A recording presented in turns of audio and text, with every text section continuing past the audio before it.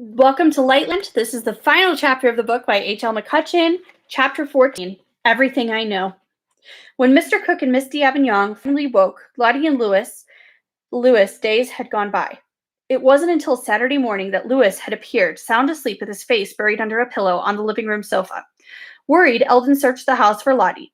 Finally, he pulled himself into the tunnel that led to the spinning room, or what used to be the spinning room.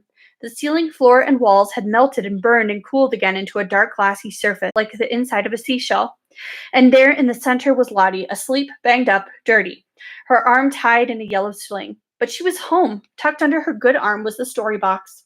She opened her eyes with a snap when he touched the story box. She saw her father and her teacher kneeling over her.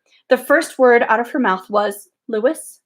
They nodded, and Lottie ran to wake him. He sat bolt upright, blinking and smiling. "Thank you," he said out loud. Lottie beamed. Louis felt in his shirt for the veil. It was still there. But they realized later that neither of them had the sack made of corn husks that had brought them home. Had it disintegrated? Eldon and Margot made tea and corn biscuits and heard the story of the liberation of Lightland. Lottie stood on the couch and told the tale with grand hand gestures and reenactments. Louis spoke too, and wasn't the least bit self-conscious. Mr. Cook and Miss D'Avignon beamed at him. He interjected the parts that he had gone through alone. Lottie couldn't help but noticing that he seemed much older when he spoke of his father. Neither of them told what Louis carried bundled in his shirt. It seemed to them that it was too great a secret to share. The fewer people that knew, the better. After all, if the Night King was still out there somewhere with a handful of magically woven corn husks, he might someday try to find his treasured veil of oblivion. It was getting late. When the telephone rang, they all knew it would be Lucille Weaver home from Peoria looking for her son. With a mischievous smile, Louis himself answered the phone. "Hello, this is Louis speaking," he said. For once, the silence was on the other end of the phone. Lottie couldn't control her laughter as Louis tried to get his mother to respond. "Mother, is that you?" he said over and over. All he could hear was a faint spluttering sound. "I'll be right home," he told her, hanging up the phone. As Louis left to make sure his mother hadn't had some kind of nervous attack, he silently thumped his chest where he thought the bundle was still hidden. Lottie only nodded slightly so the adults wouldn't notice. They all said goodnight. The next day, Louis cheerfully said good morning to Betsy Pelican. It took Betsy a second to realize what had happened, and then she tripped and fell right into the post office hedge. He startled people all over school. The only person who didn't seem surprised was when he spoke to Alice Atwell. Alice looked extremely pleased. Lottie and Louis were having a great day. Then it was time for PE. Coach Hagler rumbled his hands as they filed in. "Starting today," he announced, "all sixth graders are going to have weekly PE tests. Any questions?" He spoke slowly and stared at Lottie, daring her to raise her hand. "No one has anything to say? I need a volunteer to show how it's done." He stroked his double chin.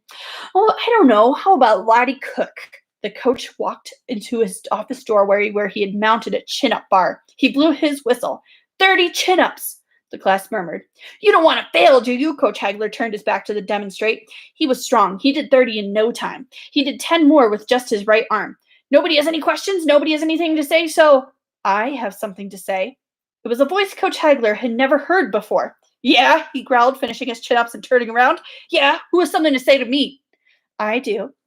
It was Louis. Coach Hagler turned purple. He thought he was being mocked. Somebody was tricking him. That wimpy Weaver kid couldn't talk. Louis stood up and spoke calmly. "She has a broken arm. You can't make her do anything. Besides, we never did chin-ups before, and it's not fair. If you're failing Lottie, then you'll have to fail me too." "And me." Shy Alice was on her feet. "Me too." It was Betsy Pelican. Pretty soon the whole class was standing. Brian Good and Alan Wolfe just sat and stared. Coach Hagler was ready to explode. "Who is the coach here?" he spluttered furiously. "I am. Your stupid kids don't get to decide anything." With that, he slammed his way through the gym doors and stormed down the hall toward the office. The class cheered. They played a friendly game of touch football until the buzzer buzzed. They didn't see the coach for the rest of the day. That afternoon, Mr. Cook wanted Lottie's arm examined. Dr. Lee was amazed by the injury. It seemed to have been broken all right in 2 places, but somehow it had already healed. An x-ray revealed 2 tidy mends in the bone. Lottie shrugged and looked innocent as she could as she clutched the soft yellow sling protectively. Lottie and Louis left for school early on Tuesday morning. They needed time to talk privately. They walked slowly through the cornfield. Louis's shirt still bulged over his heart where he carried the veil. "I'm afraid to leave it at home," he explained. Lottie agreed. "What if Mrs. Weaver found it and unwrapped it?" "But I sure don't want to carry it around for the rest of my life either," Louis added. In the end of the day, they devised a very good plan. They managed to sneak out of their houses late that night. From her father's building room, Lottie had brought his largest auger. They drilled a deep hole in the smooth, flat stump of Lottie's cherry tree. Louis solemnly unwound the soft yellow bundle with his bare hands. He refused the gloves that Lottie had brought for his protection. The smoldering red veil of oblivion shimmered and flashed just as brightly as in their own world. They knew that it was still potent and dangerous. It crackled and stung Louis's hands. He flinched but did not drop it. Louis packed the veil into the tree stump and then filled the hole with a paste that they had made using sawdust from the auger mixed with shellac and corn syrup. It was a mess, but hardened quickly and nearly invisibly. The strips of yellow flannel were another matter. They didn't seem dangerous, although since they'd been woven by the Night King, no one could be sure of exactly what they might do. Lottie and Louis found that they each felt strangely attached to their respective bits. They decided that they would keep them. Lottie kept hers inside her story box, and Louis kept his under his pillow. Misty Avignon collected their first drafts of their essays the next week. The sixth graders had done a pretty good job, at least they had tried. After all, most people never bother to wonder or find out how much they know, or test the limits of what they can do. The vast majority of people, it seems, stumble along using a tenth of their brain and their power and the modest magic that is deep inside of them all along. Lottie and Louis were the exceptions. They knew everything that they knew. Before school was let out for Columbus Day, they had to submit their final essays to Misty Avignon. Louis had written his life story, and it was 73 pages long. Here is Lottie's essay. It wasn't terribly long, but she could not have written it during her lunch hour. Everything I Know by Charlotte Cook. There are two kinds of things that I know. The first are things that I have learned. Those are easy to tell you about. I've learned how to cook, how to build an extra room on my house. I know how to start a fire, ask permission first, and when to rake the leaves. I know how to curry a house and how to milk a cow and how to trim a rabbit's toenails very carefully. I know how to jump a rope, hot pepper, and ice skate, dry your blades, and cut your hair, 2 styles. I know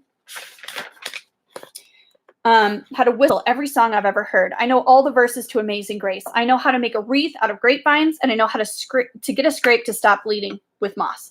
I know how to make my bed so that you could bounce a nickel on it, even though I don't do that very often. I know where my father hides my Christmas presents in the barn. I know which way is north. I can read a map. I know when it's going to snow. You can smell it. I know a good book is fun to read twice, at least. I know where babies come from. Ask your aunt. I know a little history, a little geography, civics, some arithmetic that they force on you. I know some things about science. I know what a rainbow would look like if it was seen from above. That's physics. I know how to find the Big Dipper and the Little Dipper, especially my favorite, Orion's Belt, which I'd like to try on for size someday. I know what I like, pepper jelly, and I know what I don't, dodgeball. I know who my real friends are. I've learned that there is such a thing as real magic. I don't always know where to find it, but I do know to look. The other things I know are some things that it seems like I've always known or had inside of me. Some of these things are harder to describe. For instance, I've always known that I'm different from most people. It's hard to say why. My family is different, and my memory is different too.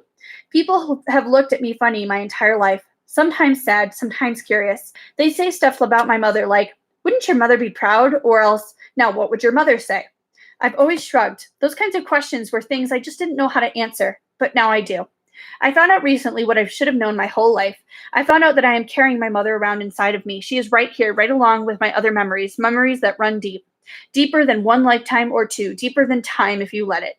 This is also one of those things that I know. I know that I can do anything if I need to do something badly enough, and if I really concentrate on it hard enough, I can do it. Whatever it is, even if it is impossible. I know what's important. I know it isn't. At least for now, I know that all we have is what we can remember. The end. Thank you so much for listening to this book. I hope you enjoyed it. You are all part of my important memories forever, and I will cherish them always. Have a great summer.